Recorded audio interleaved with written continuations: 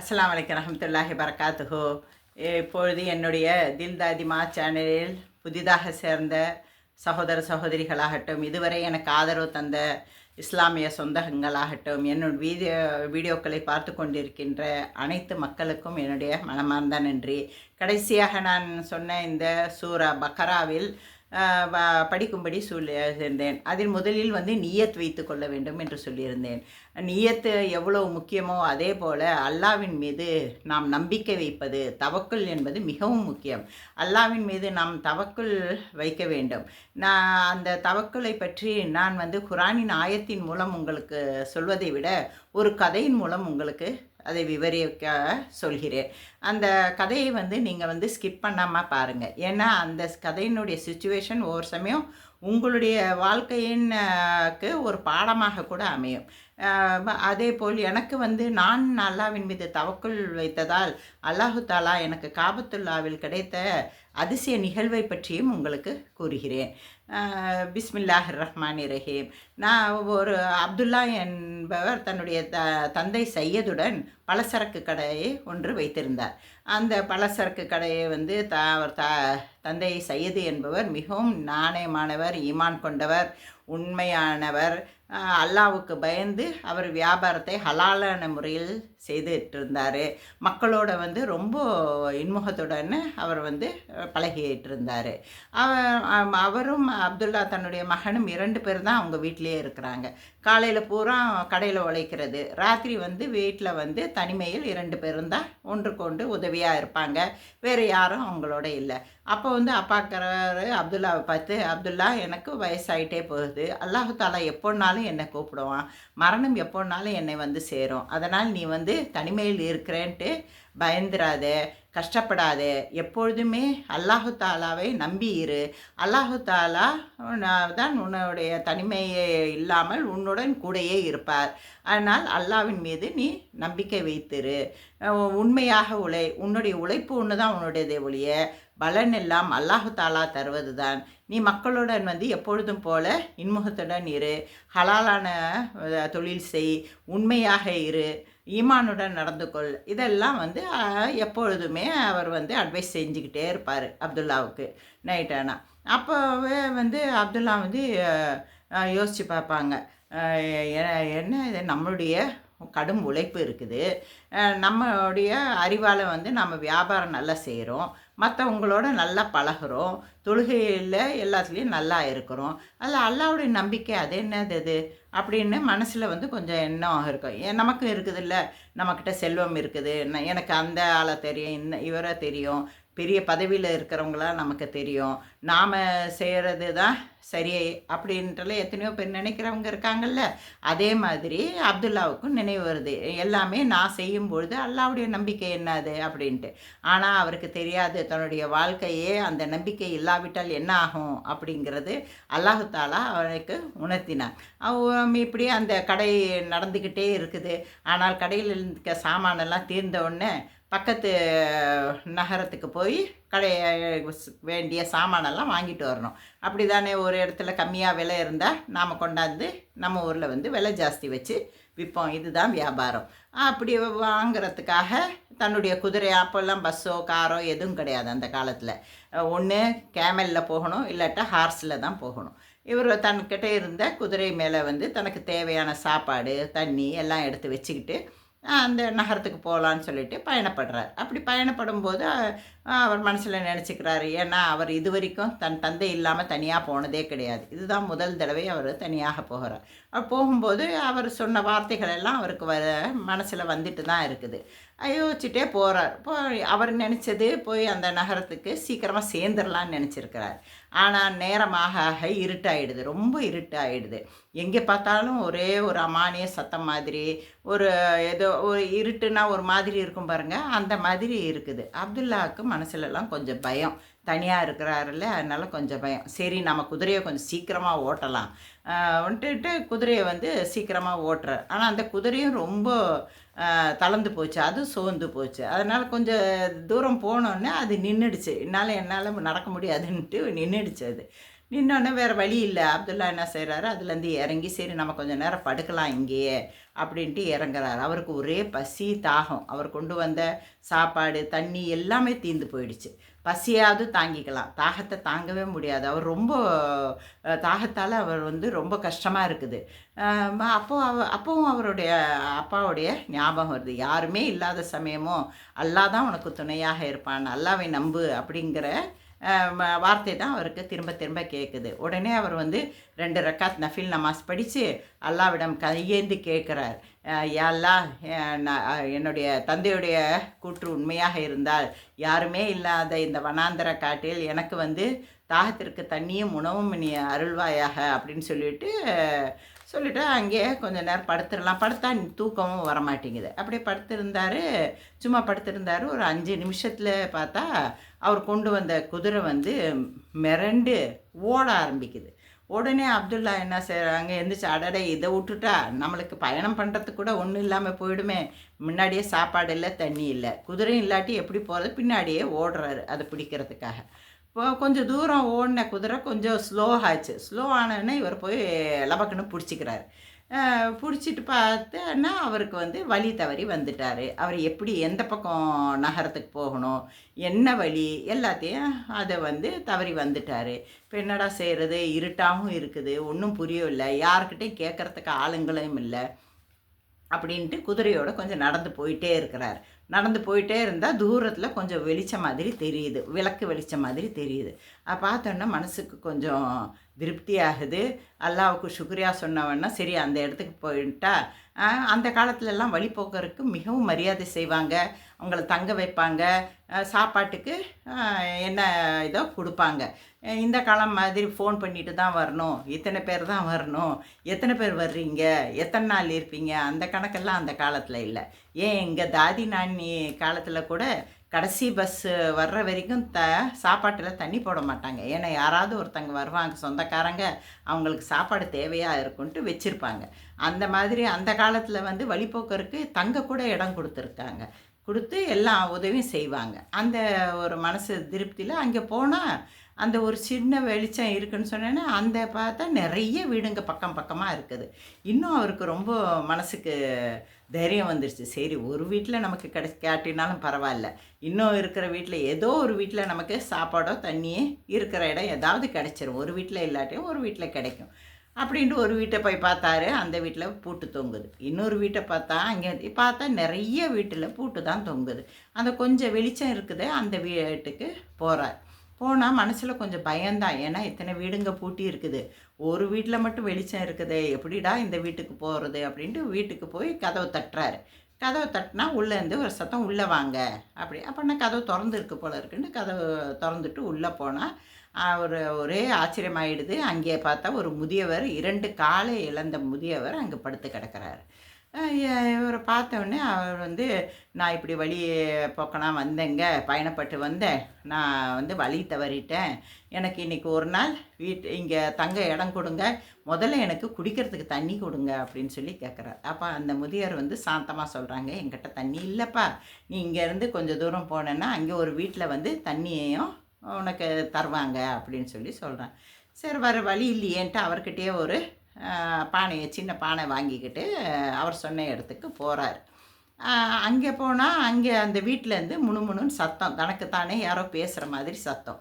அதை கேட்டு அவருக்கு இன்னும் கொஞ்சம் பயம். என்ன உள்ளே யார் இருக்காங்க, மனுஷங்க இருக்காங்களா, யார் இருக்காங்களே, என்னடா பண்ணுறது அப்படின்னு சொல்லிட்டு கதவை போய் தட்ட போகிறாரு.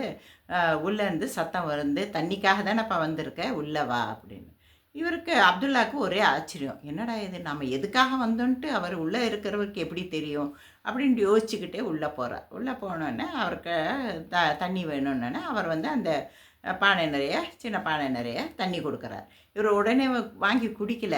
அவர் வந்து சரி, அங்கேயே அவர் வயசானவர், நமக்கு இருக்க இடம் கொடுக்குறேன்னாரு, அவருக்கும் தண்ணி இல்லைன்னு சொன்னார், அவருக்கும் கொஞ்சம் கொடுத்துட்டு நாமளும் கொஞ்சம் குடிப்போம்ட்டு ஒரு நல்ல எண்ணத்தில் அப்துல்லா அந்த பானையை எடுத்துகிட்டு வீட்டுக்கு வர்றாரு. இந்த முதியோர் வீட்டுக்கு வர்றார். வந்தாருன்னா அந்த பானை பக்கத்து அந்த கதவுல இடித்து உடஞ்சி தண்ணி எல்லாம் கீழே விழுந்துருச்சு.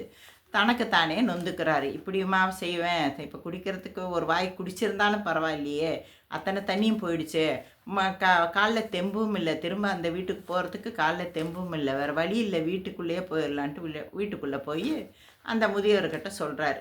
எல்லா தண்ணியும் வந்து, "ஏன் தண்ணி கொண்டாந்துட்டியா?" அப்படின்ட்டு அவர் கேட்டதுக்கு, "இல்ல கொண்டு வந்தேன். ஆனா நான் தான் தவறி கீழ போட்டுட்டேன். இப்போ எனக்கு கொஞ்சம் தண்ணி ஏதாவது இருந்தால் கொடுங்க, அதை மட்டும் குடிச்சிட்டு நான் படுத்துருவேன், காலையில் எந்திரிச்சு போயிடுவேன்" அப்படின்னு சொன்னோன்னே, அந்த முதியவர் என்ன செய்கிறாரு, உடனே 2 கையும் தூக்கி, "யா அல்லாஹ், இந்த வழிப்போக்கர் வந்து என்னை நம்பி வந்திருக்கிறார். அவருக்கு நான் வந்து தாகத்துக்கு தண்ணியும் சாப்பாடும் தரணும். அதற்காக எனக்கு அருள் அல்லாஹ், நான் அவருக்கு கொடுப்பேன், உதவி செய்வேன்" அப்படின்னு சொல்லிட்டு துவா கேட்குறேன். அப்துல்லா நினைக்கிறேன், இங்கே வனாந்தர யாருமே இல்லை, வீட்டெல்லாம் பூட்டி போய் கிடக்குது, யார் இந்த நேரத்தில் வந்து இவருக்கு உதவி செய்வாங்க அப்படின்ட்டு யோசிச்சுட்டு அப்துல்லா உட்காந்துருக்கிறார். ஒரு 5 நிமிஷத்துலேயே பார்த்தா கதவு தட்டுற சத்தம் வருது.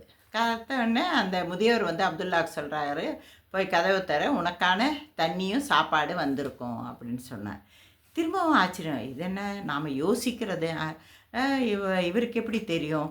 அங்கே அந்த வீட்லேயும் ஒரு ஞானி மாதிரி ஒருத்தர் இருந்தார், ஒரு புசுருக் மாதிரி இருந்தார். அவரும் வந்து தண்ணி வாங்க தான் வந்தேன்னு சொன்னார். இவர் பார்த்தா தண்ணியும் சாப்பாடு வந்திருக்குதுன்னு சொல்கிறாரு அப்படின்ட்டு யோசிச்சுக்கிட்டே வந்து போய் கதவு திறந்தா, அங்கே முன்னாடி பார்த்தாரு அந்த ஞானி, அவர் தான் இருக்கிறார். அவர் தான் கையில் வந்து சாப்பாடும் தண்ணியும் கொண்டாந்துருக்கார். கொண்டாந்தோன்னே அவர் சொல்கிறாரு அப்துல்லாவை பார்த்து, "ஒரு சொம்பு தண்ணி கூட உன்னால் சமாளித்து எடுத்துகிட்டு வர முடியலையா?" அப்படின்னு சொல்லிட்டு, "சரி நீ உன்னுடைய தாகத்துக்கு யோசிச்சியே, நீ கூட்டி வந்தியே அந்த குதிரையை நினைச்சியா நீ?" அப்படின்னு சொல்லிட்டு, "நான் அந்த குதிரைக்கும் தண்ணி வச்சுட்டேன், உனக்கும் கொண்டாந்துருக்கிறேன்" அப்படின்னு சாப்பாடும் தண்ணியும் கொடுத்துட்டு போகிறார். இந்த இது வாங்கி வச்சுட்டு அப்துல்லா வந்து அந்த முதியவர்கிட்ட கேட்குறாங்க, "இது என்கிட்ட சில கேள்வி இருக்குது, உங்கள்கிட்ட கேட்கணும். முதல்ல சாப்பாடு சாப்பிடணும்." இவரும் அந்த சாப்பாடையும் தண்ணியும் பார்த்துட்டு, அப்பா கிடைச்சா போதுன்ட்டு தண்ணியும் குடிச்சிட்டு சாப்பாடு லபக்க லபக்கன்னு சாப்பிட்றாரு. சாப்பிட்டுட்டு இருக்கும்போது திரும்ப கொஞ்சம் வயிறு நிறைஞ்சோன்னே, "இப்போ சொல்லுங்க, எப்படி நான் நினைக்கிறது உங்கள் 2 பேருக்கும் தெரிஞ்சுது, யார் அந்த ஞானி?" அப்படின்னு. "நீ முதல்ல எனக்கு கொஞ்சம் தண்ணி கொடு, நானும் தாகமாக இருக்கிறேன்னா." அப்போ தான் அப்துல்லாவுக்கு புரியுது, அடடா அவருக்கு கொடுக்காமையே நம்ம சாப்பிட்டுட்ருக்குறோமேன்ட்டு அவருக்கும் கொடுத்தாரு. சாப்பாட்டு களைப்பில் அப்துல்லா அப்படியே படுத்து உறங்கி போயிடுறார். உறங்கி காலையில் ஃபஜருக்கு அப்புறம் தான் எந்திரிக்கிறார். எந்திரிச்சு பார்த்தா அந்த முதியவர் வந்து கையில் தஸ்பியோட ஜிக்கிரோட முசல்லா மேலே உட்காந்துருக்கிறாரு. இவர் அப்துல்லாவும் எந்திரிச்சு உட்காந்துட்டு முதியவரை பார்த்து கேட்குறார், "நான் நேற்றே கேள்வி கேட்டேனே, யார் அந்தது, எப்படி நான் நினைக்கிறது உங்களுக்கெல்லாம் தெரியுது?" அப்படின்னு சொன்னேன்னே, "உன்னோட வாழ்க்கையே திருப்பி அல்லாஹு தாலா கொடுத்துருக்குறானே, அவனுக்கு நீ நன்றி செலுத்தினியாயா? நீ ராத்திரி கூட நமாஸ் படிக்கல, இப்போ ஃபஜருக்கும் நீ நமாஸ் படிக்கலையே" அப்படின்னு சொன்னோன்னே அப்துல்லாவுக்கே ஒரே வெக்கமாக போயிடுது. என்னடா இப்படி சொல்லிட்டாரு, ஒரு ஊனமுற்றவர் எந்திரிச்சு நமாஸ் படிச்சிட்ருக்கிறாரு, நாம் வந்து இப்படி படுத்துட்டோமே அப்படின்னு சொல்லிட்டு உடனே ஒது செஞ்சு அப்துல்லாவும் நமாஸ் படிச்சிடுறாரு.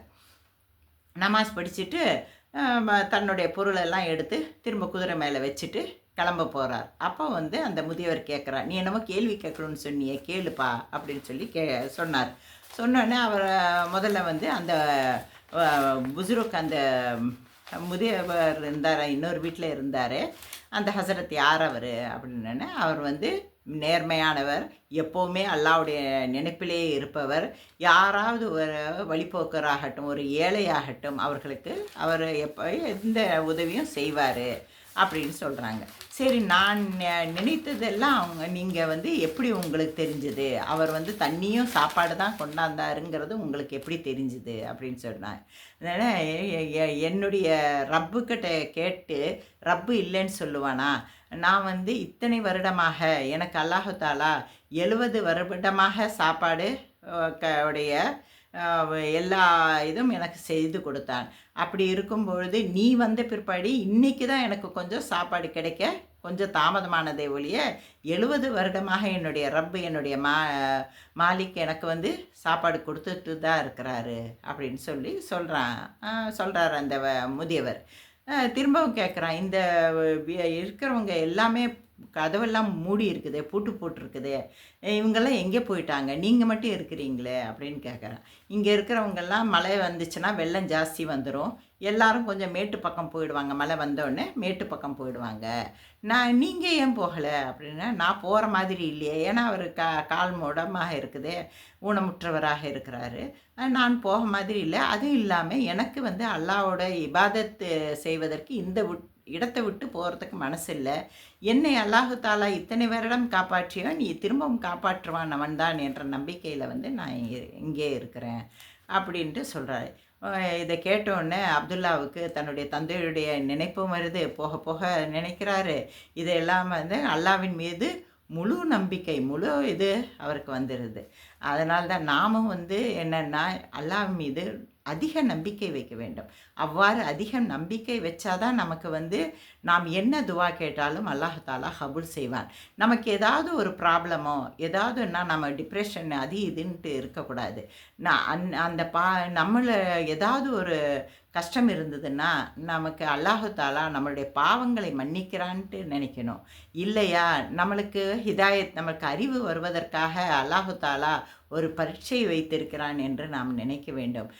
அல்லாஹ்வின் மீது முழு நம்பிக்கை வைத்தால் அல்லாஹு தாலா நமக்கு எல்லா உதவியும் செய்வான் என்பது இந்த கதையின் மூலம் தவக்களுடைய அர்த்தம் உங்களுக்கு புரிந்திருக்கும். அந்த தவக்கல் தான் நானும் வைத்திருந்தேன். 2008 நான் காபத்துல்லாவுக்கு சென்றிருந்தேன். நான், என் கணவர், என்னுடைய பையனுடன் நாங்கள் 3 பேரும் போயிருந்தோம். அப்படி போகும்போது ஒவ்வொரு நாளும் நான் வந்து காபத்துல்லாவுக்கு போகிறதுக்கு முன்னாடி தவாஃப் பண்ண போகிறதுக்கு முன்னாடி எந்திரிச்ச உடனே தஹஜ்ஜுதுக்கும் போவேன். போகும்போதே நான் நியத் பண்ணிட்டு போவேன், யா அல்லாஹ் இன்றைக்கி எனக்கு வந்து ஹத்தீமில் இடம் கிடச்சிருக்கணும், நான் வந்து ஹத்தீமில் படிச்சிடணும், யா அல்லாஹ் நான் எனக்கு வந்து இந்த கூட்டமே இருந்தாலும் நான் வந்து நல்லபடியாக இபாதத் செஞ்சு வரணும், யா அல்லாஹ். அப்படியே தான் நான் போனேன்னா எப்படியாவது லேசாக்கி கொடுத்துருவான். அத்தனை கூட்டம் இருந்தாலும் எனக்கு ஒன்றுமே இல்லாமல் நான் உள்ளே போய் நல்லபடியாக நமாஸ் படிச்சுட்டு வந்துடுவேன். ஏன் காபத்துல்லாவுடைய கதவு கூட எனக்கு தொடர பாக்கியம் கிடைச்சிது. அந்த மாதிரி எனக்கு அல்லாஹு தாலா லேசாக்கி கொடுத்தான். எந்த நமாஸ் படித்தாலும் சரி, நான் வந்து காபத்துல்லாவை பார்த்தபடி தான் நமாஸ் படிப்பேன். 2 ஜும்மாக்கள் கழிந்து விட்டோம், 3வது ஜும்மா கடைசி. அப்போ தான் நம்ம வந்து மதினாவுக்கு போகிற நேரம் வந்துருச்சு. அதுதான் கடைசி ஜும்மா. அதை படிச்சுட்டு நாங்கள் கிளம்பணும். அப்படி போகும்பொழுது எப்போவுமே நான் காபத்துல்லாவை பார்த்து தான் நமாஸ் படிச்சிருக்கேன். ஆனால் நான் எவ்வளோ சீக்கிரம் போனேன், ஏன்னா ஜும்மானா குத்பா படிக்கிறதுக்கெல்லாம் நேரம் ஆகுமே. அதனால் 8:30 9க்கெல்லாம் காலையில் போயிட்டேன். டிஃபன் சாப்பிட்டோன்னே போயிட்டேன். போனாலும் பார்த்தா கதவெல்லாம் அங்கே கேட் மூடி இருக்குது, போலீஸுங்க நிற்கிறாங்க, உள்ளே போக முடியாது. நீங்கள் வந்து அங்கே ஹரம் ஷரீஃப்க்கு முன்னாடி இருக்கும் பாருங்கள் இடம், அந்த இடத்துல நீங்கள் தொழகணுன்னா எனக்கு ஒரே கவலை. ஏன்லாம் நான் காலையில் உங்ககிட்ட துவா பண்ணிட்டு தானே இருந்தேன். நான் இந்த ஜும்மா தானே கடைசி ஜும்மா, நான் வந்து நமாஸ் படிக்கணுமே, நான் காபத்துல்லாவை பார்த்து படிக்கணுமே அப்படின்னு சொல்லிட்டு மனசால் அழுகிறேன். திரும்ப ஒரு நம்பிக்கை, என்னுடைய அல்லாஹ்கிட்ட நான் துவா கேட்டு இது வரைக்கும் எனக்கு இல்லைன்னு சொல்லலையே அல்லாஹ் தாலா அப்படின்னு சொல்லிட்டு அப்படியே இருக்கிறேன். யாரோ ஒரு அம்மா, யாருன்னே எனக்கு தெரியாது. ஏன்னா நம்ம மனசில் தான் நான் துவா கேட்போம், வெளியே கூட எதுவும் சொல்ல மாட்டோம், அழுதுட்ருப்போம். ஆனால் மனசால் நம்ம அல்லாஹ்கிட்ட பேசிகிட்ருப்போம். ஒரு பொண்ணு வந்து என் கையை பிடிச்சி, அது நிகா போட்டிருந்தது, அந்த பொண்ணு கையை பிடிச்சி என்னை இழுத்துட்டு போகுது, கூட்டிகிட்டு போகுது. எனக்கு கேட்கக்கூட தோணலை, நீ யாருன்னு கூட கேட்க தோணலை, எங்கே கூட்டிகிட்டு போகிறேன்னு கூட சொல்ல. ஏன்னா என் மனசெல்லாம் காபத்துல்லாவை பார்க்காம நான் நமாஸ் படிக்கணுமா இந்த ஜும்மா அப்படிங்கிற பதட்டம் தான் இருந்தது. அந்த பொண்ணு கூட்டிகிட்டு போகிற ஸ்பீடுலேயே நானும் போகிறேன். போனால் அந்த பொண்ணு கூட்டிகிட்டு போய் அந்த இன்னொரு கேட்டு இருக்குது. ஏன்னா நாங்கள் புதுசு, அதில் இருக்கிறது கேட்டுங்க அத்தனையும் நான் போயில்லை, ஒரு 4-5 கேட்டு வழியாக தான் போவேன் நான். அந்த கேட்டெல்லாம் மூடி இருந்தது, என்னால் போக முடியலன்னு தான் நான் நின்றுட்டு இருந்தேன். இந்த பொண்ணு இன்னொரு பக்கமாக எங்கேயோ கூட்டிகிட்டு போய் அந்த காபத்துல்லா பக்கமாக என்னை எப்போவுமே நம்ம முன்னாடி பார்க்குற மாதிரி நமாஸ் படிப்போமே அந்த இடத்த, பெண்கள் இடத்துல போய் நிற்க வச்சிருச்சு. அப்போ தான் எனக்கு உரைச்சிது, நான் யார்கிட்டையும் சொல்லலையே என்னை கூட்டிகிட்டு போன்னு சொல்ல, எந்த கேட்டுன்னு கேட்கல, இந்த பொண்ணு யார், நமக்கு தெரிஞ்ச பிள்ளையா, எப்படி எங்கேருந்து வந்துச்சு இது அப்படின்ட்டு ஒரு நிமிஷத்தில் இத்தனை யோசித்து திரும்பி பார்க்குற அந்த பொண்ணு எங்கன்னே இல்லை. யார் என்னை கூட்டிகிட்டு வந்தாங்கன்னு கூட தெரியல. இப்போ நினச்செல்லாம் மனசெல்லாம் நிறைஞ்சிருக்கு. அல்லாஹ் தாலா நம்முடைய துவாவை அவசியம் கபூல் செய்கிறான்.